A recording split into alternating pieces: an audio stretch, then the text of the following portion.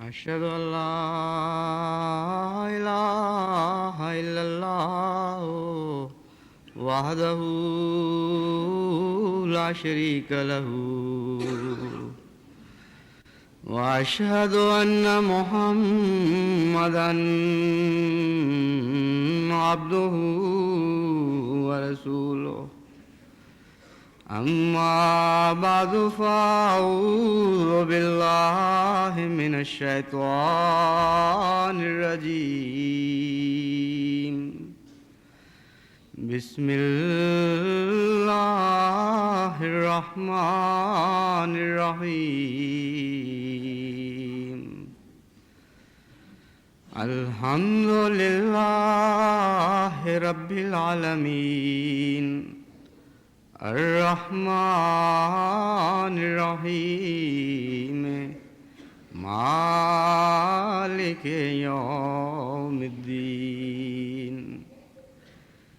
إياك نعبد وإياك نستعين اهدنا الصراط المستقيم صراط الذين أنعمت عليهم غير المغضوب عليهم ولا الضالين لله ما في السماوات وما في الأرض وإن تبدوا ما في أنفسكم أو تخفوه يحاسبكم به الله فيغفر لمن يشاء ويعذب من يشاء والله على كل شيء قدير آمن الرسول بما أنزل إليه من ربه والمؤمنون كل آمن بالله وملائكته وكتبه ورسله لا نفرق بين أحد من رسله وقالوا سمعنا وأطعنا غفرانك ربنا وإليك المصير۔ اللہ تعالیٰ کی مغفرت کا مضمون بہت ہی وسیع ہے، اور جیسا کہ اس لفظ کے معانی میں ڈھانکنا، ڈھانپ لینا پایا جاتا ہے، اسی طرح یہ صفت مغفرت بھی انسانی زندگی کے سارے اعمال کو ڈھانپے ہوئے ہے، خواہ وہ تعلق باللہ کے اعمال ہوں، یعنی اللہ سے تعلق رکھنے والے، یا حقوق العباد سے تعلق رکھنے والے اعمال ہوں۔ بہت ہی وسیع مضمون ہے جس کو قرآن کریم نے مختلف پیرائے میں مختلف مواقع پر بیان فرمایا، اور اس صفت سے متعلق گفتگو کرتے ہوئے یہ ممکن نہیں کہ تھوڑے وقت میں اسے بیان کیا جا سکے۔ ویسے تو قرآن کریم میں کوئی ایک بھی آیت ایسی نہیں جس سے مضامین کے چشمے نہ پھوٹتے ہوں اور ان پر انسان کسی صورت میں بھی حاوی ہو سکے۔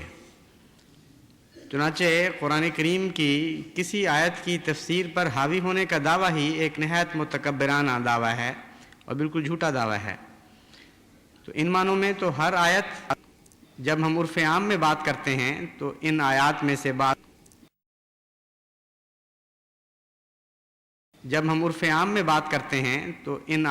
سے بعض آیات اور صفات باری تعالیٰ میں سے بعض صفات اندرونی نسبت کے لحاظ سے زیادہ وسیع المعنی ہوتے ہیں، بس ان معنوں میں جب میں کہتا ہوں کہ صفت غفوریت یا غفاریت یا مغفرت ایک بہت ہی وسیع صفت ہے،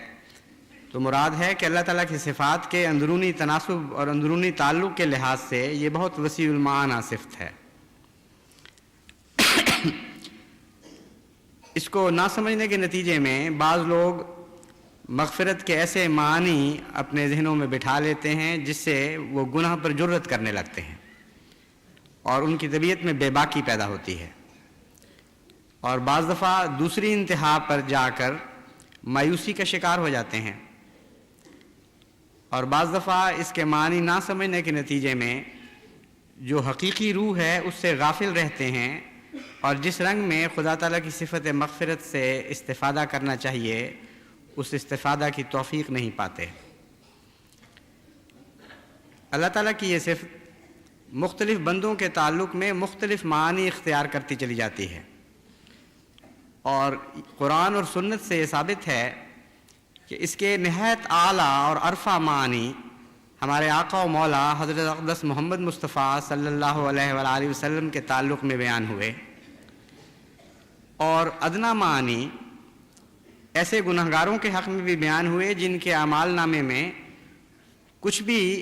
ایسا نیکی کا فعل نہیں تھا، کوئی ایسی خدا تعالیٰ کی مغفرت کو جذب کرنے والی خوبی نہیں تھی کہ یوں معلوم ہوتا تھا کہ جیسے لازماً وہ لوگ جہنمی ہو چکے، لیکن خدا تعالیٰ کی صفت مغفرت نے ان کو بھی بچا لیا۔ بس ان دو انتہاؤں کے درمیان سالکین کے جتنے مراتب ہیں ان سب پر اللہ تعالیٰ کی صفت مغفرت پھیلی پڑی ہے، یعنی کچی پکی کا امتحان دینا ہو تو وہاں بھی صفت مغفرت ایک پرچہ ڈالے گی، اور سب سے اعلیٰ درجے کا امتحان دینا ہو اور اس میں بھی انتہائی اعلیٰ مقام کے نمبر حاصل کرنے ہوں تو اس کے لیے بھی صفت مغفرت ایک پرچہ ڈالے گی، اور یہی مغفرت کی صفت مختلف رنگ میں مختلف روپ میں انسان پر ظاہر ہوتی چلی جائے گی۔ آج میں نے جس آیت کا انتخاب کیا ہے اس میں سب سے اعلیٰ اور عرفہ معنی صفت مغفرت کے بیان ہوئے جن کا تعلق حضرت اقدس محمد مصطفیٰ صلی اللہ علیہ وآلہ وسلم سے ہے۔ اللہ تعالیٰ فرماتا ہے آمن الرسول بما انزل الیہ من ربہ والمؤمنون، کہ محمد مصطفیٰ صلی اللہ علیہ وآلہ وسلم ان سب چیزوں پر ایمان لے آئے جو خدا تعالیٰ کی طرف سے اتاری گئیں، اور آپ کی غلامی میں آپ کی اطاعت میں مومن بھی درجہ بدرجہ ان چیزوں پر ایمان لے آئے۔ کل آمن باللہ، یہ وہ لوگ ہیں جنہوں نے اللہ پر ایمان لانے کا حق ادا کیا، وہ ملائکتہ ہی اور فرشتوں پر ایمان لے آئے، اور کتب پر ایمان لے آئے، اور رسولوں پر ایمان لے آئے، اور یہ کہا کہ لا نفرق بین احد من رسلہ، یعنی حضرت اقدس محمد مصطفیٰ صلی اللہ علیہ وآلہ وسلم جو سب رسولوں سے افضل ہیں، ان کے انکسار کا عالم اپنے رب کے حضور یہ تھا کہ خود بھی یہی کہا اور اپنے ماننے والوں کو بھی یہ تعلیم دی کہ خدا کی طرف سے جو بھی آئے اعلیٰ ہو یا ادنا ہو ہم ان سب پر ایمان لاتے ہیں۔ وقالوا سمعنا واطعنا، اور صرف ایمان کی حد تک نہیں بلکہ اعمال میں بھی وہ درجہ کمال کو پہنچ گئے، اور انہوں نے یہ عرض کی اپنے رب سے سمعنا واطعنا، کہ ہم نے سنا اور اطاعت کی، اور کوئی فرق نہیں رہنے دیا سننے اور اطاعت کے درمیان، کوئی فاصلہ نہیں چھوڑا تیرے حکام اور ان کی بجاوری کے مابین، سمعنا واطعنا۔ اس کے بعد مغفرت کے وہ کیا معنی لیتے ہیں اس کا ذکر ہے، اور یہاں میں دو معنوں میں غفرانہ کا ربنا دو معنوں میں غفرانہ کا ربنا کی تفسیر کروں گا۔ یہ سب کچھ کرنے کے باوجود وہ یہ عرض کرتے ہیں اپنے رب سے کہ ان اعمال سے ہم کوئی درجہ نہیں پا سکتے، کسی ثواب کے مستحق نہیں ہو سکتے، ان سب کے باوجود ہم سمجھتے ہیں کہ ہمارا کوئی اجر نہیں، کیونکہ یہ ساری طاقتیں تو نے ہی عطا فرمائی تھیں۔ غفرانہ کا ربنا، اس انتہائی بلندی کے مقام پر پہنچنے کے باوجود ہم تیری مغفرت کے طالب ہیں، کہ تیری ہی مغفرت کے نتیجے میں ہم معاف کیے جائیں گے اور ہمیں اجر عطا کیے جائیں گے۔ دوسرا معنی اس کا یہ ہے کہ یہ سب کچھ تیرے غفران کے نتیجے میں ہوا تھا۔ انسان کو ذاتی طور پر معصوم ہونے کی طاقت ہی نہیں ہے، ناممکن ہے کہ وہ گناہوں سے بچ سکے سوائے اس کے کہ تیری مغفرت اس کو حاصل ہو۔ اس لیے یہ مرتبہ جو ہمیں عطا ہوا، ہمیں پورا احساس ہے، ہم عارفانہ طور پر یہ بات جانتے ہیں کہ محض تیری غفاری کے نتیجے میں، تیری مغفرت کی عطا کے طور پر ہمیں یہ معصومیت عطا ہوئی کہ ہم سمینا و اطعنا کہنے کے مقام پر کھڑا کیے گئے۔ بس مغفرت کے یہ دو معنی ہیں جو نہایت اعلیٰ اور عرفہ ہیں، اور آن حضرت صلی اللہ علیہ وآلہ وسلم کے متعلق جب بھی لفظ مغفرت استعمال ہوا ہے یا آپ نے استغفار کا لفظ اپنے لیے استعمال فرمایا، علی الخصوص ان دو معنوں میں وہ استعمال ہوا ہے، یعنی گناہوں کی بخشش کے معنوں میں نہیں، بلکہ گناہ نہ کرنے کے باوجود انکساری کی انتہا کے طور پر یہ عرض کرنے کے معنوں میں ہے کہ اے خدا، ان سب باتوں کے باوجود انسان فی ذات ہی کسی چیز کا مستحق نہیں ہے۔ جب تک تیری مغفرت نصیب نہ ہو اس وقت تک کوئی انسان بخشش کا دعویٰ نہیں کر سکتا، نجات کا دعویٰ نہیں کر سکتا۔ اور دوسرا معنی یہ ہے کہ تیری عطا کے سوا، تیری مغفرت کے سوا کوئی انسان معصوم بن ہی نہیں سکتا۔ بس حضرت مسیح موعود علیہ السلام نے ان معانی کو بڑی وضاحت سے مختلف مواقع پر بیان فرماتے ہوئے مستشرقین اور دیگر معاندین اسلام کے ان اعتراضوں کو رد کیا، جو یہ کہا کرتے تھے کہ دیکھو تمہارا رسول تو کثرت سے استغفار کرتا تھا، اور روایات سے پتہ چلتا ہے کہ دن میں 100 بار آن حضور صلی اللہ علیہ وآلہ وسلم استغفار فرمایا کرتے تھے۔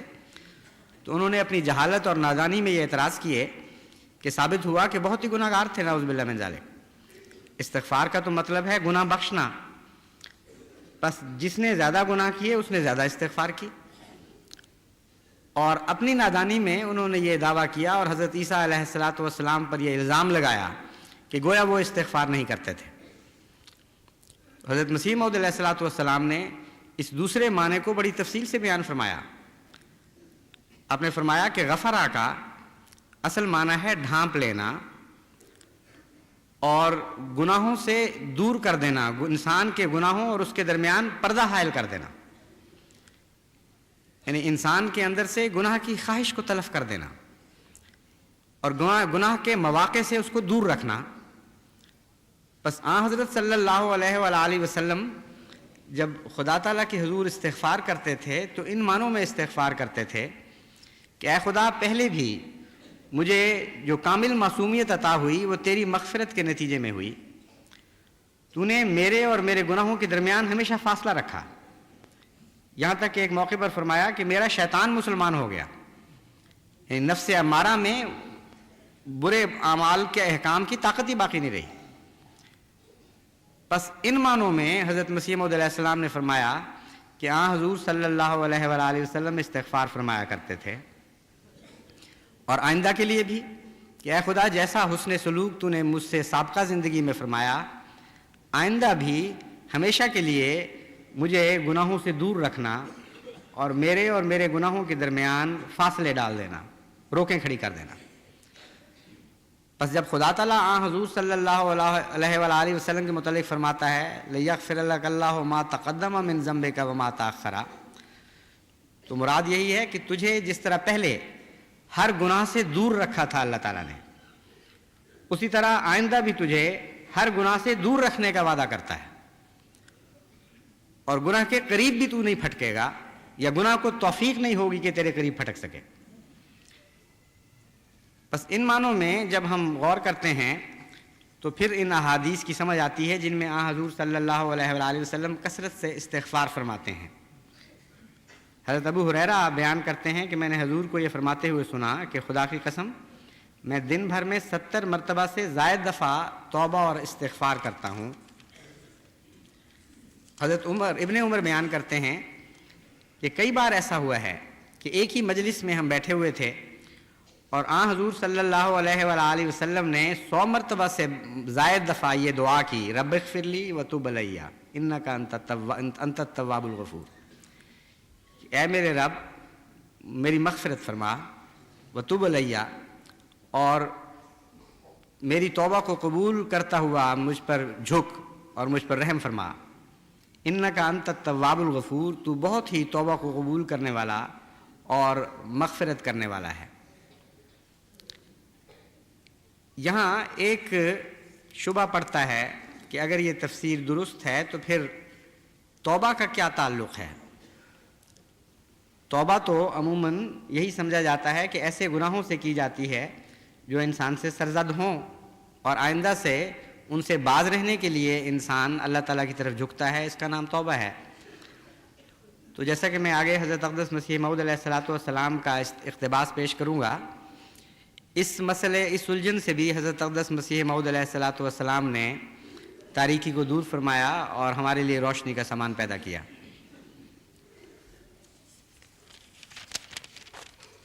چنانچہ ان معنوں میں کہ خدا تعالیٰ سے گناہوں سے دور رہنے کی دعا کی جائے، حضرت مسیح موعود علیہ السلام نے مختلف انداز میں جماعت کو نصیحت فرمائی اور اس طرف توجہ دلائی کہ توبہ کے ادنا معنوں سے بہت بڑھ کر توبہ کے اعلیٰ معنی کی طرف توجہ کرو، اور استغفار کے ادنا معنوں سے بہت بڑھ کر استغفار کے اعلیٰ معنوں کی طرف توجہ کرو۔ اگر تم چاہتے ہو کہ تمام دنیا کی تم مربی بن جاؤ اور تمام دنیا کے لیے راحت و اطمینان کا سامان کرو اور اس کو فلاح اور کامیابی کی خوشخبری دو، تو ضروری ہے کہ اپنے لیے ہر معنی میں بہترین چیز کے طلبگار ہو جاؤ۔ بس اس طرف سے ہماری توجہ ہٹا کر کہ ہم گناہ کرتے چلے جائیں اور خدا تعالیٰ سے مغفرت ان معنوں میں مانگیں کہ ہم نے جو گناہ کیا ہے ان کو ڈھانپ دیں۔ حضرت مسیح موعود علیہ السلام نے نہایت ہی اعلیٰ رنگ میں، نہایت ہی پیارے اور اثر انداز ہونے والے رنگ میں جماعت احمدیہ کو اس طرف متوجہ کیا کہ جس طرح آن حضور صلی اللہ علیہ وآلہ وسلم استغفار کیا کرتے تھے، انہی معنوں میں تم بھی استغفار کرو۔ چنانچہ حضور اس مسئلے پر روشنی ڈالتے ہوئے فرماتے ہیں، جو لوگ خدا تعالیٰ سے ڈرتے ہیں وہ باوجود نبی اور رسول ہونے کے اقرار رکھتے ہیں کہ جیسا کہ حق تبلیغ کا تھا ادا نہ کر سکے۔ اب یہاں توبہ کے معنی سمجھ آ گئے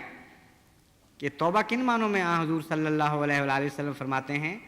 اور کن معنوں میں تو اس توبہ اور استغفار کا تعلق ہے۔ اپنی ساری کوششیں خدا کی راہ میں صرف کرنے کے باوجود، اپنے دن رات کے آرام کو اللہ کی رضا کی خاطر قربان کرنے کے باوجود، دو وجوہات سے حضور صلی اللہ علیہ وآلہ وسلم توبہ کی طرف مائل ہوتے تھے۔ اول یہ کہ آپ جانتے تھے کہ جتنی میری تمنا ہے، جتنی میری خواہش ہے، اس تمنا کے مطابق میں خدا کی راہ میں قربانی نہیں کر سکا۔ یعنی اتنی غیر معمولی بڑی ہوئی تمنا تھی اللہ کے حضور میں قربانیاں دینے کی کہ تمام بنی نوع انسان سے سبقت لے جانے کے باوجود، تمام نبیوں کے سردار کہلانے کے باوجود اس کے کہ بار بار اللہ تعالیٰ نے آپ کو اپنی رضا کی خبریں دیں اور مسلسل آپ سے محبت اور پیار کی باتیں کرتا رہا، پھر بھی جو تمنا آپ کی تھی کہ میں سب کچھ خدا کی راہ میں جھونک دوں، آپ کو یہ احساس رہتا تھا کہ شاید وہ پورا نہیں ہو سکا۔ ان معنوں میں توبہ ہے، کہاں گناہ گاروں کی توبہ، کہاں ایک عارف باللہ اور معصوم کی توبہ، ان دونوں کے اندر زمین و آسمان کا فرق ہے۔ ان کے گناہوں کے معیار بدل جاتے ہیں، یعنی ان کے تصورات میں جو چیز گناہ کہلاتی ہے وہ بالکل اور چیز ہے اس تصور گناہ سے جو ایک عام انسان کا تصور ہے، اور اس میں بھی درجہ بدرجہ بہت فرق پڑتے چلے جاتے ہیں۔ بس حضور صلی اللہ علیہ وآلہ وسلم کی اس حالت کا نقشہ کھینچتے ہوئے حضرت مسیح موعود علیہ السلام فرماتے ہیں، اور اسی کو وہ گناہ عظیم خیال کرتے ہیں، یعنی اپنی ساری طاقتیں صرف کرنے کے باوجود وہ یہ سمجھتے ہیں کہ ابھی ہم نے حق ادا نہیں کیا۔ اور دوسرا، اس وجہ سے ان کو یہ خیال پیدا ہوتا ہے کہ بشری لوازمات ساتھ لگے رہتے ہیں، آخر تھک کر ان کو سونا بھی پڑتا ہے، آخر آرام کے دیگر ذرائع بھی اختیار کرنے پڑتے ہیں، اور وہ حالتیں ان کے نزدیک گناہ بن جاتی ہیں۔ یعنی گناہ گار کا عالم تو یہ ہوتا ہے کہ وہ عیاشی میں حد بھی کر دے اور ہر قسم کے آرام اس کو مہیا ہوں، تب بھی اس کی یہ تڑپ رہتی ہے کہ ابھی کچھ باقی ہونا چاہیے تھا، ابھی پورا نہیں ہو سکا. جیسا کہ غالب نے کہا ہے، ناکردہ گناہوں کی بھی حسرت کی ملے داد.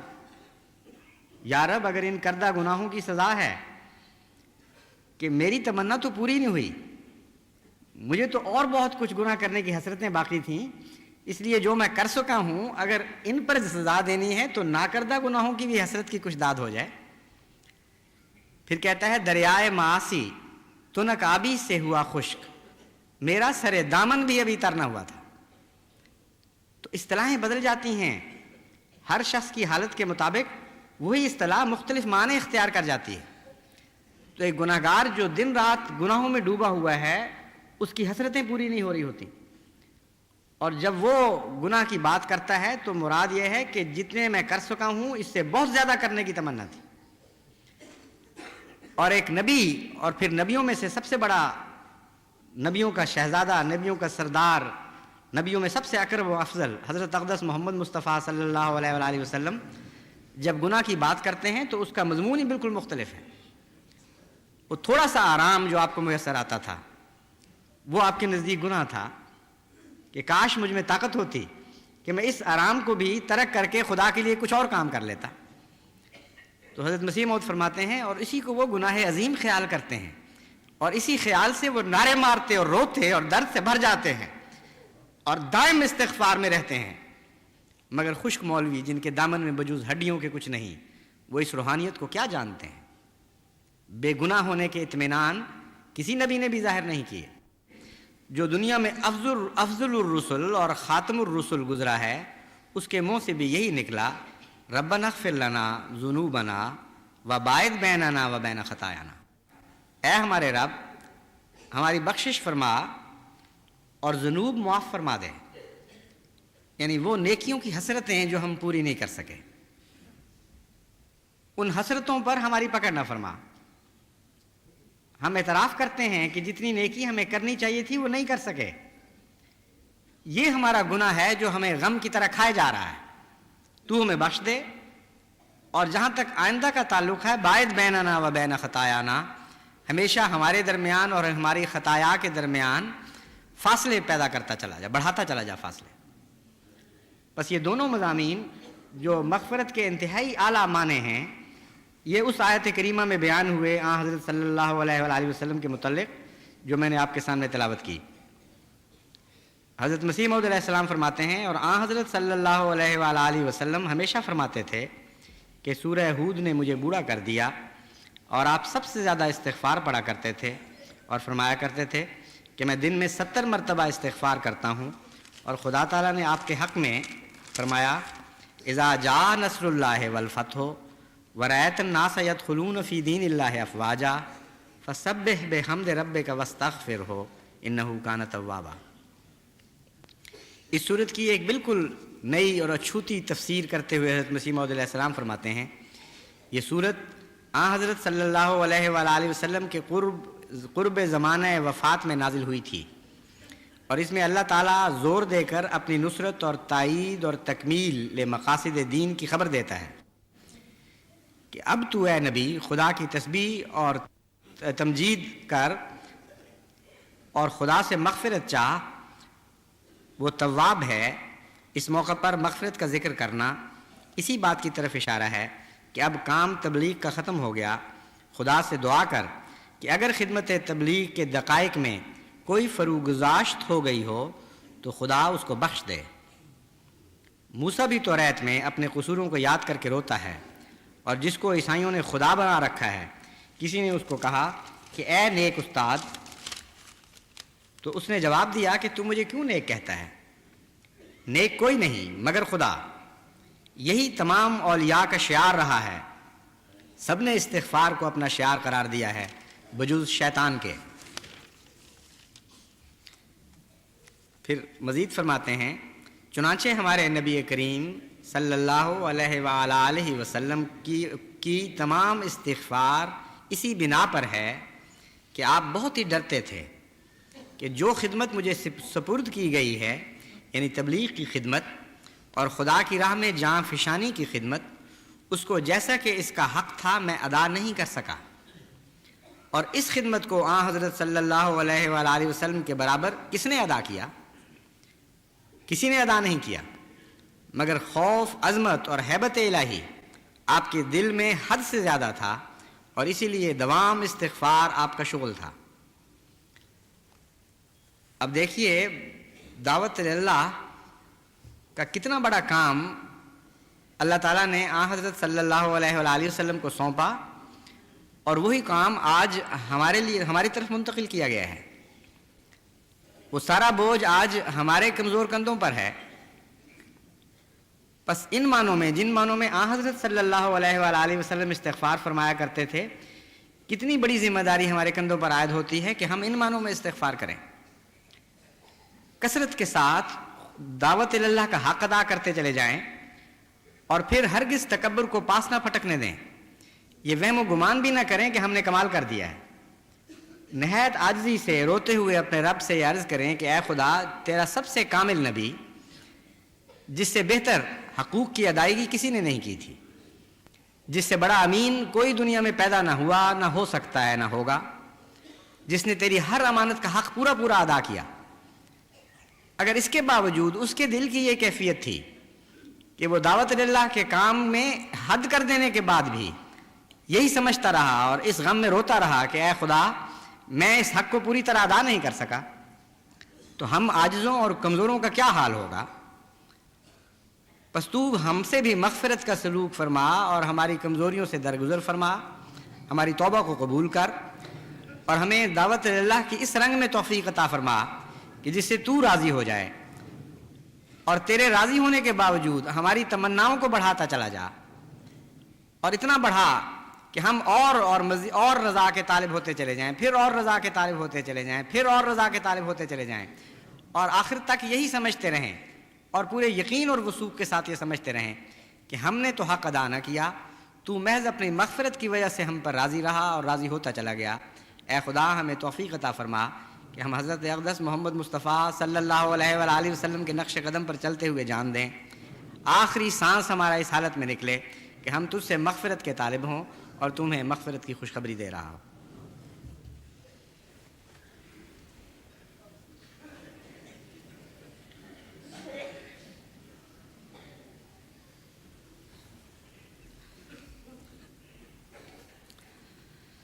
الحمد للہ نحمدہ ونستعینہ ونستغفرہ ونؤمن بہ ونتوکل علیہ ونعوذ باللہ من شرور انفسنا ومن سیئات اعمالنا ومن يهده الله فلا مضل له ومن يضلله فلا هادي له ونشهد أن لا إله إلا الله وحده لا شريك له ونشهد أن محمدا عبده ورسوله